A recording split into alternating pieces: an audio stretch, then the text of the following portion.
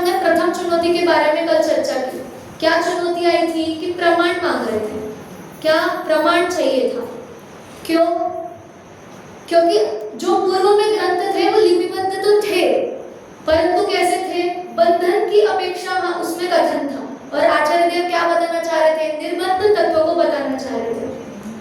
परंतु अब देखिए, कल हमने आपको एक समस्या बताई, किसी ने विचार किया इस पे?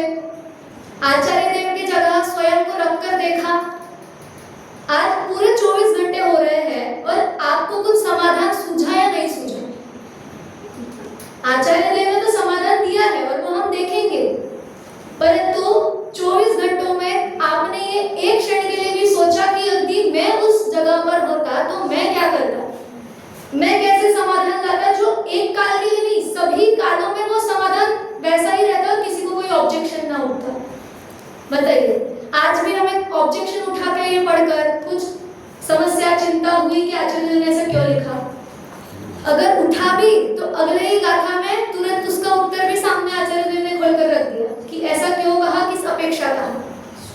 बताइए, अब आचार्य देव के समक्ष तो प्रमाण का कथा, और हमने कल जो बात कही कि कुछ 10 लोग आकर प्रूफ मांग रहे हैं, तो क्या वास्तव में ऐसे कोई 10 लोग प्रूफ मांगने नहीं गए आचार्य देव को? हम आचार्य देव से ऐसे कोई प्रूफ नहीं मांग रहे कि आप हमें आपने जो लिखा है उसका प्रूफ दो। ये तो आज की भाषा में, हम अपनी भाषा में कल्पना कर रहे हैं कि ऐसा बोला होगा कि आप हमें प्रूफ दो, पर आचार्य देव तो ये खुद अपने में चिंतन कर रहे हैं। जैसे हमने कल एक इंटरव्यू का उदाहरण देखा था कि हम स्वयं ही प्रश्न भी स्वयं कर रहे हैं, उत्तर भी स्वयं दे रहे हैं, वैसे ही आचार्य देव भी प्रश्न भी स्वयं कर रहे हैं। कोई 10 लोग सामने से आकर प्रमाण दो नहीं कह रहे, वो स्वयं विचार कर रहे हैं कि यदि सामने वाला ये ग्रंथ पढ़ेगा तो उसे ऐसा प्रश्न हो सकता है, तो मैं उसको क्या उत्तर दूंगा, कैसे उसका समाधान होगा, ये स्वयं ही चिंतन कर रहे हैं और स्वयं ही लिख रहे हैं। तो क्या हो सकता है? किसी ने कुछ सोचा, विचार किया कि क्या समाधान हो सकता है? नए की अपेक्षा उसमें भेद नहीं मिलता, प्रमाण और प्रत्यक्ष। पर अभी तो प्रमाण, हमें प्रामाणिकता क्या चाहिए कि आचार्य देव कह रहे हैं कि न प्रमत्त हूं न अप्रमत्त हूं, प्रमत्त भी नहीं हूं, अप्रमत्त भी नहीं हूं। अब पूर्व के जो ग्रंथ थे उसमें तो गुणस्थान, मार्गणस्थान, कर्म, 148 प्रकृति, इन सब की ओर से कथन था। अब यहाँ शुद्ध तत्व आत्मा को बता रहे हैं, तो कहाँ लिखा है? सोचिए, तो आचार्य देव स्वयं ही इसका उदाहरण देते हैं, समाधान करते हैं। तो क्या वो समाधान करते हैं कि जहां जहां ऐसा कुछ सेंसिटिव पॉइंट आया, सूक्ष्म बात आई कि जहां उन्हें लगा कि ऐसा प्रश्न हो सकता है, ऐसी चिंता हो सकती है, तो आचार्य देव ने सीधे सरल भाषा में कह दिया कि ये जो वाणी है ये भगवान की वाणी है। बताइए, हमने कल भी ये पॉइंट देखा था, कल भी ये बिंदु हमने छुआ था कि व्यक्तिवाद नहीं है। मैं बोलूंगा तो सामने वाले को कुछ ऑब्जेक्शन हो सकता है, कुछ प्रश्न खड़ा हो सकता है, परंतु यह बात भगवान ने कही, अर्थात सर्वज्ञ देव की वाणी से आया है, वो परंपरा से मैं लिख रहा हूँ। कहाँ किसी कोई ऑब्जेक्शन होगा? बताइए। आगम तो हम यही मानते हैं ना, जो सर्वज्ञ देव से गंधर से आचार्यों के द्वारा हमें परोसा गया हुआ है। बताइए, अब आप कहेंगे कि कहाँ लिखा है, बताइए। ये भी तो किसी को शंका हो सकती है कि चलो कह दिया, समाधान कर दिया कि यह बात भगवान ने कही। आचार्य देव ने ये बात भी कहाँ लिखी है समय सार में कि यह बात भगवान ने कही? आपको कोई गाथा ध्यान आ रही है जहाँ आचार्य देव ने ऐसा लिखा हो कि यह बात भगवान ने कह दी, या यह बात भगवान द्वारा, शुद्ध केवली द्वारा, इनके द्वारा कही गई है? बताइए, एक गाथा कोई ध्यान आ रही हो? ऐसे तो अनेक गाथाएं हम अभी रखेंगे आपके सामने। 5वीं गाथा में तो उन्होंने प्रतिज्ञा ली है कि मैं अपने निज वैभव से जैसा मैंने आत्मा देखा है वैसा ही तुम्हें भी दिखाऊंगा। बताइए, देखिए 10वीं गाथा के आसपास 9वीं गाथा में यह वर्णन किया है। 9वीं गाथा में क्या लिखा है देखते हैं।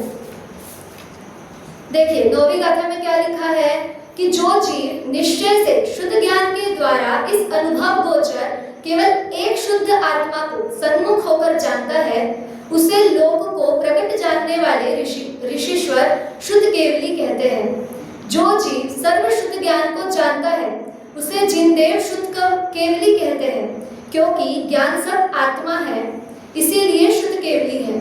यहाँ कहा, ठीक है। उसके बाद 10वें में भी ये कहा कि सम्यक दृष्टि कौन है, उसके लिए भी बताया।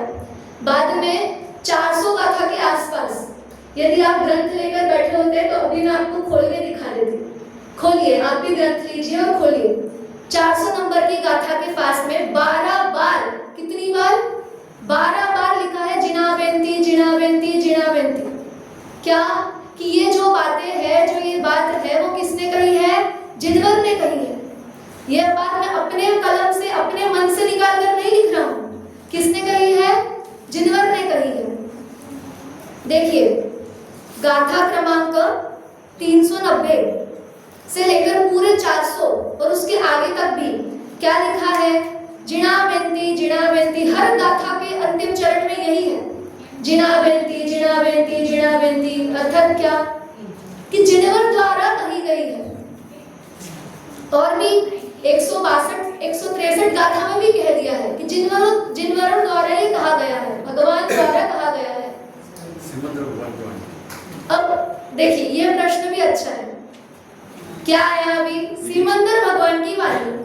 अब यदि ऐसा भी कह दें कि सीमंदर भगवान की वाणी है, तो ये भी एक व्यक्तिवाद हो गया कि किसी एक पर्टिकुलर भगवान को हमने ले लिया। तीर्थंकर की वाणी। देखिए, इस पे भी मैं आने ही वाली थी कि हाँ, क्षेत्र में देखिए यहाँ पे हम ये ऑब्जेक्शन नहीं कर रहे कि वो गए या नहीं गए, परंतु अभी यहाँ चर्चा क्या है कि भगवान द्वारा कही।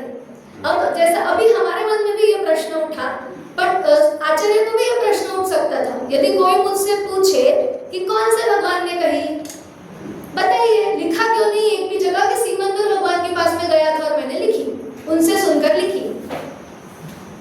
क्यों? क्योंकि वो भी ये जानते थे कि व्यक्तिवाद कितना आगे जाकर बढ़ सकता है, बढ़ सकता है।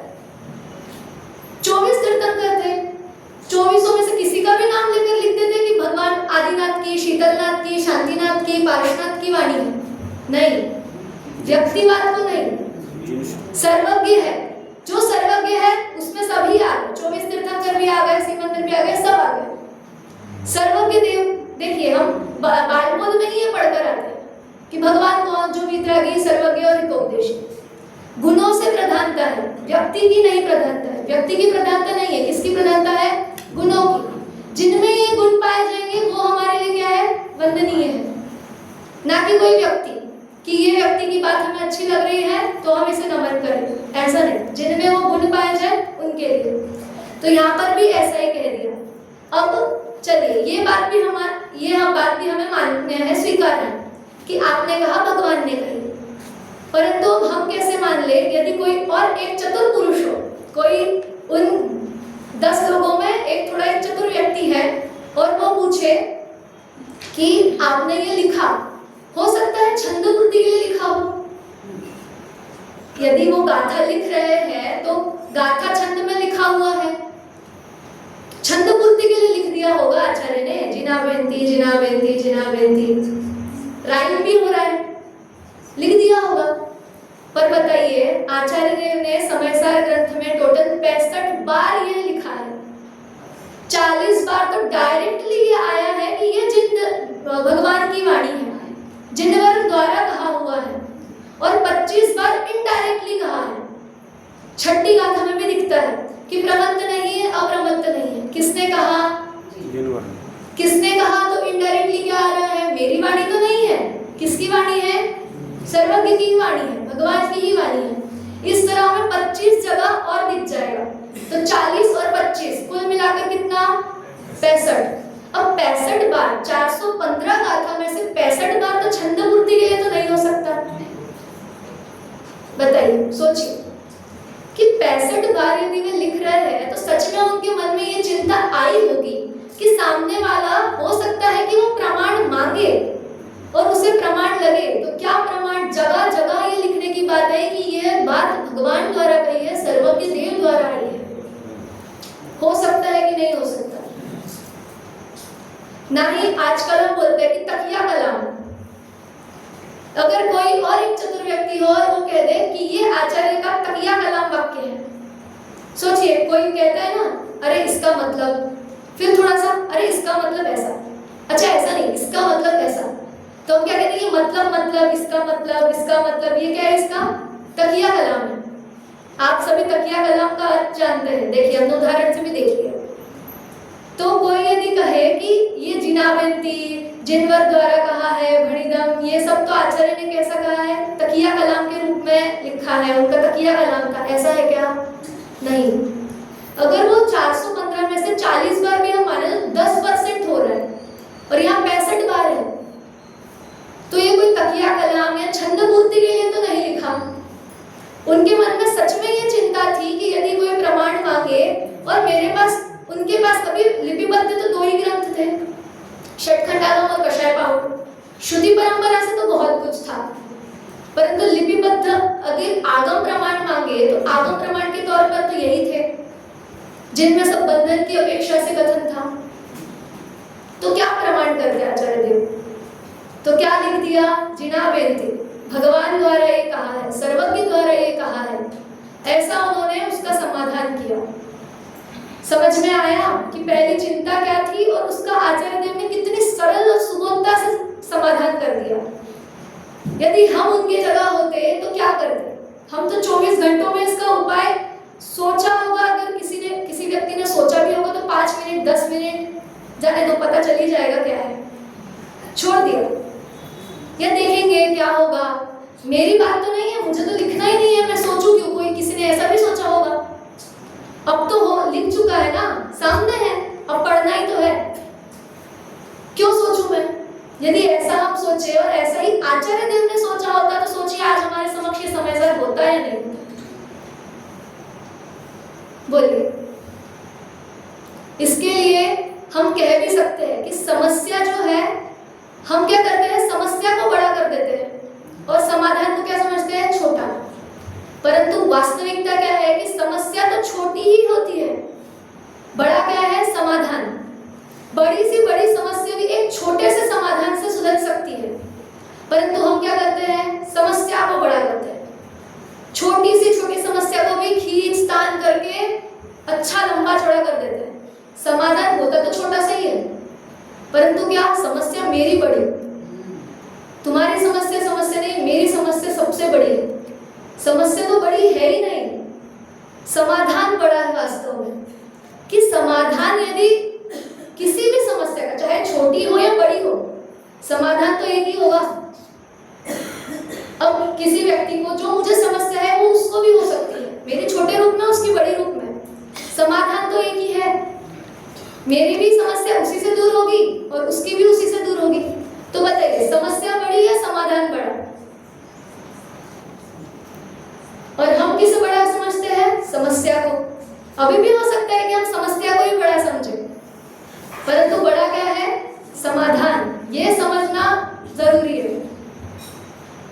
चलिए, समझा आपको पहली भूल, मतलब पहली चिंता, पहली समस्या क्या थी, प्रामाणिकता थी, और उसका समाधान आचार्य देव ने क्या किया कि ये भगवान की वाणी है, जिनाबेंती, भगवान द्वारा कहा हुआ है, वही मैं लिख रहा हूँ, और उसी से मैंने अपने निज वर्णों से उस आत्मा को जाना है, और वैसा ही मैं आपको बताऊंगा, दिखाऊंगा, और तुम भी चूकना मत। ये भी कह दिया कि चूकना मत, क्योंकि आगे वो हर चीज का हमें उत्तर देते जा रहे हैं कि बस तुम प्रश्न करो, उत्तर आगे है।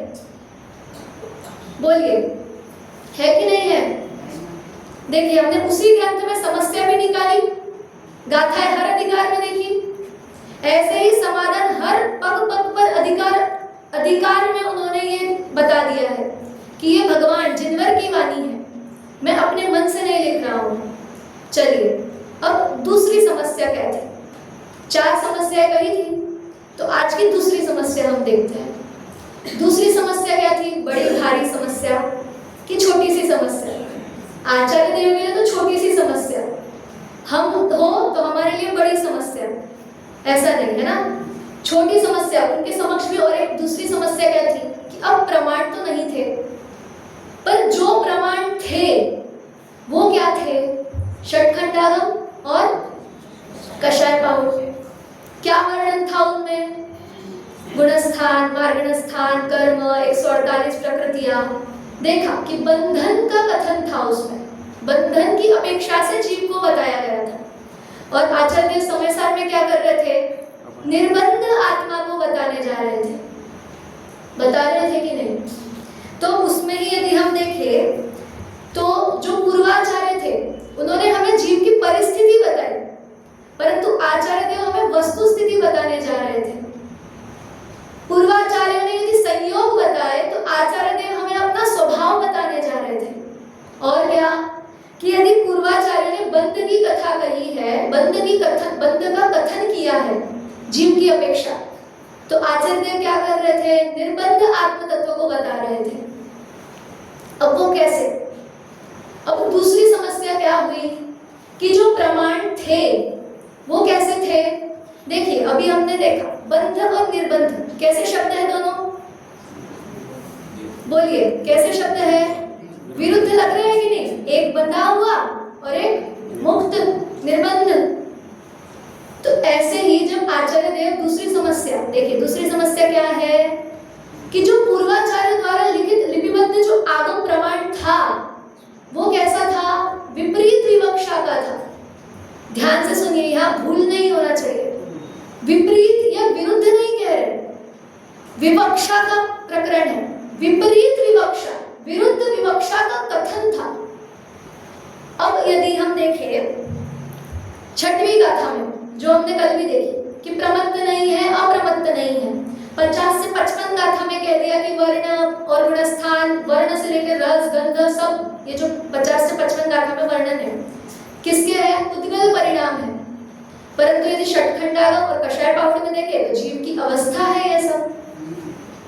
बताइए, अब यहाँ आचार्य देव कह रहे हैं उद्गल परिणाम है, और षटखंडागम और कषाय पाहुड़ में कह दिया कि जीव की अवस्था है। बोलिए कैसे? आपके सामने यदि षटखंडागम है या कोई एक जिनवानी है, उसमें लिखा है कि ये जीव की अवस्था है, और यही आपके समक्ष दूसरी प्रस्तुत है कि जिसमें लिखा है कि यही सब उद्गल परिणाम है। सोचिए कौन सा सत्य है, कौन सा असत्य, पक्ष विपक्ष दोनों आपके समक्ष, दोनों सत्य है। चलिए, पर ये हम अभी समझ पा रहे हैं क्यों? क्योंकि हमने अभ्यास किया हुआ है। परंतु आचार्य देव के समक्ष तो सारे व्यक्ति ऐसे नहीं थे ना जिन्हें ये बात पता हो। समस्या तो उस काल की है, 2000 वर्ष पूर्व, जब किसी को इतना तो ज्ञान नहीं था। वो तो क्या देख रहे थे? जो सामने उनके रखा हुआ है। बोलिए, एक हाथ में है जीव की अवस्था है, दूसरे हाथ में क्या आ रहा है? उद्गल परिणाम है। क्या सही है, क्या गलत है, क्या सोचूं? बताइए, सोचिए फिर से अपने आप को उस जगह रखकर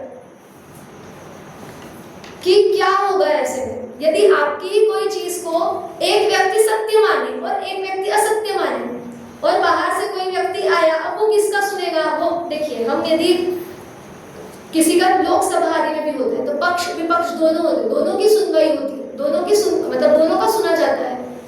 सामने वाले को डिसाइड करना है ना कि मैं किसकी सुनूं, कौन सत्य है कौन असत्य है। अब आप अपने आप को उस जगह रखिए जब आपको ये निर्णय लेना है कि ये जीव की अवस्था है या उद्गल परिणाम है, तो क्या करते? या दोनों है? उत्तर आया हमारे पास कि दोनों है। समाधान दीजिए फिर कि कैसे दोनों है। अभी हम आज बता पाएंगे, तब की अपेक्षा सोचिए। तब आगम प्रमाण जो हमारे समक्ष था, आज तो हम अनेकों ग्रंथों में वो बात पढ़ चुके हैं, आप सभी को पता है उसका समाधान, वो मुझे भी पता है। परंतु हम कहाँ गए हैं फ्लैशबैक में? 2000 वर्ष पूर्व, उस समय की हमें बात करनी है।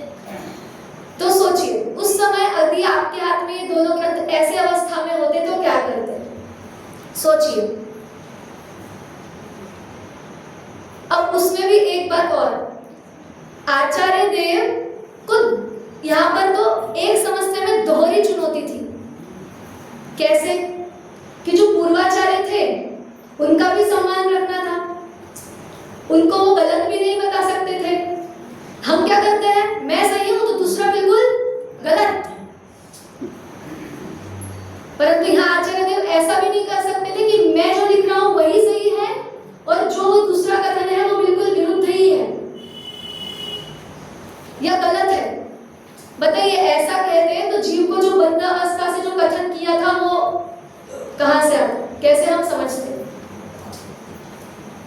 और दूसरी चुनौती क्या थी जो हम अभी सोच रहे हैं कि कैसे उसका सुझाव, कैसे उसका निर्णय करें हम कि ये दोनों में से सत्य क्या है, असत्य क्या है। यदि दोनों सत्य है तो कैसे, और दोनों असत्य है तो कैसे। सभी अपेक्षा लगा लें हम, बताइए कैसे, सोचिए जरूर। देखिए अब हम थोड़े और दो शब्दों को यहाँ बीच में लेकर आते हैं। गाथा तीसरी खोलिए, समय सार जी की तीसरी गाथा। क्या लिखा हुआ? एकत्व निश्चय को प्राप्त जो समय है वह लोक में सब जगह सुंदर है, इसलिए एकत्व में दूसरे के साथ बंध की कथा विसंवाद विरोध करने वाली है। क्या कह दिया कि बंध की कथा कैसी है? विसंवाद विरोध करने वाली है। इसी को लगकर चौथी गाथा, चौथी गाथा में क्या कह रहे हैं? पढ़िए, अर्थ पढ़िए। चौथी गाथा का अर्थ, सर्वलोक को,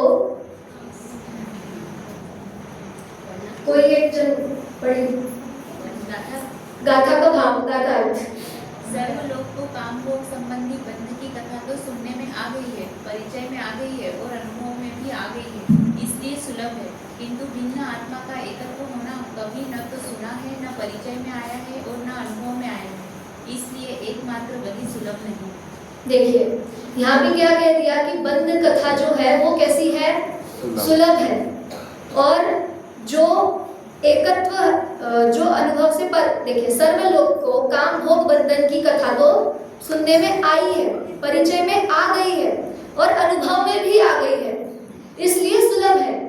किंतु भिन्न आत्मा का एकत्व होना कभी न तो सुना है, न परिचय में आया है और न अनुभव में आया है, इसलिए एकमात्र वही सुलभ नहीं है। सुलभ नहीं है अर्थात दुर्लभ है। क्यों? क्योंकि हमने सुना है पर यहाँ पे क्या कह दिया? परिचय नहीं किया। और क्या परिचय किया? काम भोग बंधन की कथा। अब यहाँ एक शब्द देखिए, तीसरे और चौथे दोनों ही गाथा में क्या शब्द आया है? बंध कथा। हम इस शब्द को ले रहे हैं यहाँ से। बंध कथा अर्थात क्या? हम एक भी और कर सकते हैं। बंध कथा में हम काम भोग, ये जो भी कथाएं हैं वो सब किस में डाल दें? एक बंध की कथा में, क्योंकि काम भोग इन सब चीजों से भी क्या होने वाला है? बंध। तो बंध की कथा अभी एक हम मुख्य लेकर चलते हैं।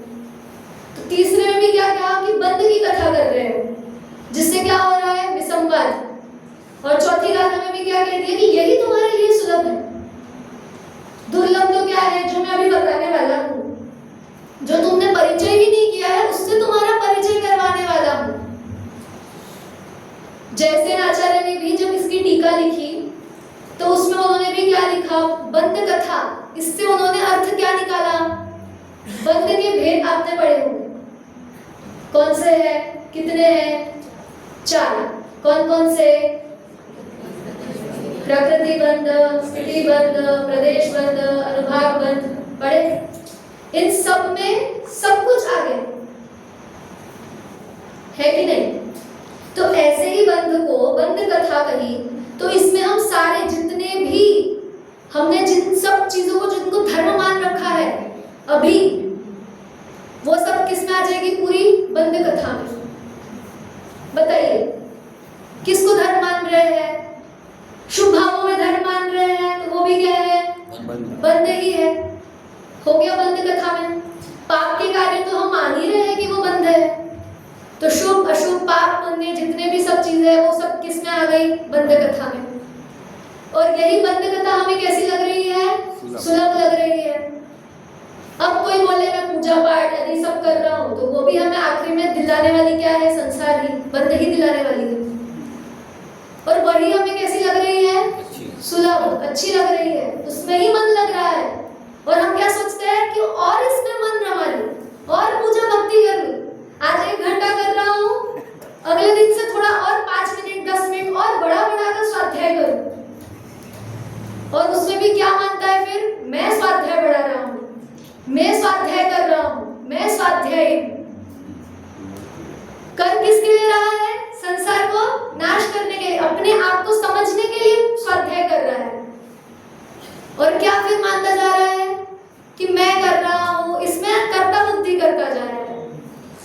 दोनों विरोध वाली बातें हो रही है या नहीं हो रही? हो रही। बताइए। स्वाध्याय करना है, परंतु कैसे? अपने आत्मा के हित के लिए। उसमें फिर ये बुद्धि नहीं डालनी है कि ये मैं कर रहा हूं। सिर्फ इतनी सी बात को समझना है। और भी क्या कि अब यदि कोई और आचार्य के सामने और एक व्यक्ति आ गया, 10 है ना, अब एक बोलना शुरू हुआ है। अब एक और ने, यदि एक दूसरा व्यक्ति है, उसने प्रश्न किया कि आचार्य, आप फिर कुछ दुश्मनी है क्या आपकी पूर्वाचार्यों से? आप उनका विरोध क्यों कर रहे हो? आप भी गुणस्थान, मार्गस्थान, कर्म, 148 प्रकृतियों का ही वर्णन कर देते हैं। होता है ना, हमारा स्कूल में भी हम करते हैं या आपस में भी। इसका और मेरा जमता नहीं है, बनता नहीं है।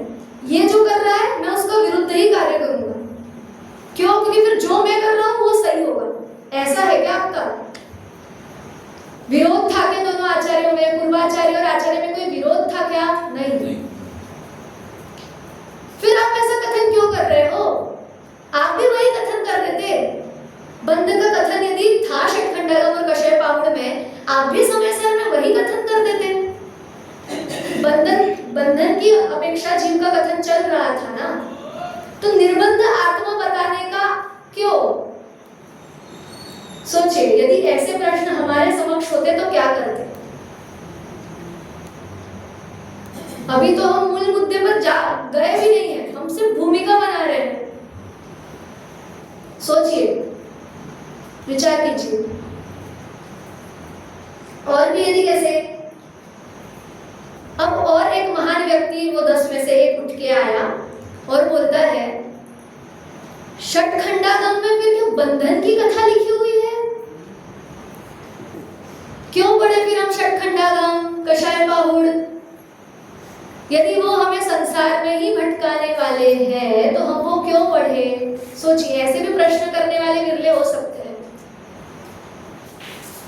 ऐसा आचार्य देव जब लिख रहे हैं तब वे अपने मन में सोचते हैं कि हो सकता है ना ऐसा प्रश्न भी किसी को हो। कोई यदि ये सोच सकता है कि आप पूर्वाचार्य और आचार्य में विरोध हो, तो विरोध तो नहीं था, उसको भी सिद्ध करेंगे।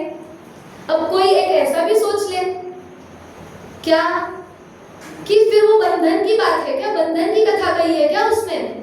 आप भी यहाँ पे कह रहे हो कि बंधन कथा सुलभ है, हमने वही सुनी है और उसी से विसंवाद होगा। तो हमारा तो विसंवाद हो गया कि हम किसको सत्य माने, किसको असत्य माने। विरुद्ध विवक्षाएं हमारे समक्ष आ चुकी है, तो हम क्या करें? सोचिए, क्या कर दे? बोलिए। देखिए, टाइम भी कम है, हम फटाफट अपना समाधान की ओर बढ़ते हैं। आचार्य देव ने समाधान क्या किया? चुनौतियां तो बहुत बड़ी है, हम यदि और विस्तार करें तो और भी मुद्दे निकल के आ सकते हैं और व्यक्तियों के प्रश्न भी उठकर आ सकते हैं। परंतु आचार्य देव ने इस पर सबसे पहले ही एक कलश लिखा। कौन सा कलश? उभय नय विरोधस ध्वंसनी स्वात् पदांग, स्यात् पदांग। क्या कह दिया? स्यात् पद से हो सकता है। देखिए, विरुद्ध विवक्षाएं, विरुद्ध पने की बात नहीं कर रहे हैं, यहाँ पर विरुद्ध विवक्षा कही जा रही है। और विरुद्ध विवक्षाएं जो है वो ज्ञानी के ही वचनों में हो सकती है। अज्ञानी के वचनों में तो क्या होगा? एकांत आ जाएगा। पर ज्ञानी ही क्या कर सकता है? 2 विरुद्ध विवक्षाएं लगा सकता है। क्यों? उसे ही हम सरल भाषा में यदि कहे तो हम अनेकांत भी कह सकते हैं। नित्य अनित्य, सत असत, एक अनेक, क्या है? सारी विरुद्ध है ना। स्यात् पद से हम दोनों ही कह सकते हैं, कथनचित स्यात्, कथनचित। बोल सकते हैं या नहीं बोल सकते? लग रहा है कि नहीं कि ये समाधान आचार्य देव ने किया उस समय? आचार्य देव सरल भाषा में ये कह रहे हैं। देखिए, आचार्य देव जो एक शैली आचार्य देव के समक्ष थी षटखंडागम और कषाय पाहुड़ के रूप में, और जो आचार्य देव लिख रहे थे, हम यदि इन्हें नए विवक्षा से देखें तो कितना सरल हो जाएगा। कौन कौन से नए होते हैं? निश्चय और व्यवहार। यदि अब हमें दोनों तरफ से कथन करना चाहे, बताइए ये शरीर मेरा है, किस नए से? व्यवहार नए से। ऐसे ही जो पूर्वाचार्यों ने बंधन का कथन किया है, कथा नहीं, क्या कहा है? कथन करा है, वो किस नए की अपेक्षा से है? व्यवहार नए की अपेक्षा से। और अब मैं किस अपेक्षा से दिखा रहा हूँ? निश्चय नए की अपेक्षा से बता रहा हूँ कि आत्मा कैसा है। देखिए, यदि हम यह भी नहीं जानेंगे कि व्यवहार से मैं कैसा हूँ, तो भी हम निश्चय तक नहीं पहुंच पाएंगे। क्यों? यदि हमें एक किसी व्यक्ति को या किसी चीज को चूज करना है, चुनना है, तो उसके जो बाहर अपोनेंट है उनको भी हराना आवश्यक है। कि यही सर्वश्रेष्ठ क्यों है? कि जो बंधन का कथन किया है, उन गुणस्थानों वाला मैं नहीं हूँ, कर्मों वाला मैं नहीं हूँ, उस स्पर्श रस गंध वर्ण वाला मैं नहीं हूँ। तो मैं कैसा हूँ? निश्चय से मैं कैसा हूँ? एक ध्रुव त्रिकाली अखंड आत्मा हूँ। देखिए, हम एक छोटे से उदाहरण से लेकर अपनी बात को बयान करते हैं। हम यदि पर्याय से देखें और व्यवहार और निश्चय से बात करें, मंदिर में कोई व्यक्ति गया, प्रभु पतित पावन मैं अपावन, अपना दुखड़ा सुनाने चालू हो गया। किस अपेक्षा से? व्यवहार से। पर्याय अपेक्षा से वो अपना व्यवहार से कथन कर रहा है वहां पर कि हे प्रभु, मैं क्या हूँ? आपके समक्ष आया हूँ, मेरी विनती सुनो। और वही जीव यदि एकांत में समय सार खोलकर बैठा हो, तो क्या अनुभव करेगा? क्या आएगा उसके मन से? मैं ध्रुव शुद्ध त्रिकाली एक अखंड आत्मा।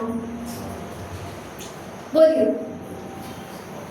बस एक सरल से निश्चय और व्यवहार, ये शैली उन्होंने लेकर आए और क्या कहा कि जो पूर्वाचार्यों द्वारा कथन है वो व्यवहार नए से कथन है, और जो मैं अभी इस समय सार में कहने जा रहा हूँ, निर्बंध आत्मा को बताने जा रहा हूँ, वो किस कथन से है? निश्चय से है। बताइए, यहाँ कहाँ पूर्वाचार्यों का खंडन हुआ? नहीं हुआ। और आचार्यों ने अपने को भी श्रेष्ठ नहीं बताया। तो इससे क्या, जो दो चुनौतियां सामने आई थी कि पूर्वाचार्यों का मान भी खंडित नहीं हुआ, उनका भी विरोध नहीं हुआ, और उनको जो बात रखनी थी समय सार में, जो चिंता उनके समक्ष आई थी कि विरोध विवक्षाएं हो रही है, उसका भी समाधान कितने सरल तरीके से कर दिया। हर विवाद का हल हो जाता स्यादवाद के द्वारा। हाँ, हर विवाद का हल हो जाता स्यादवाद के द्वारा।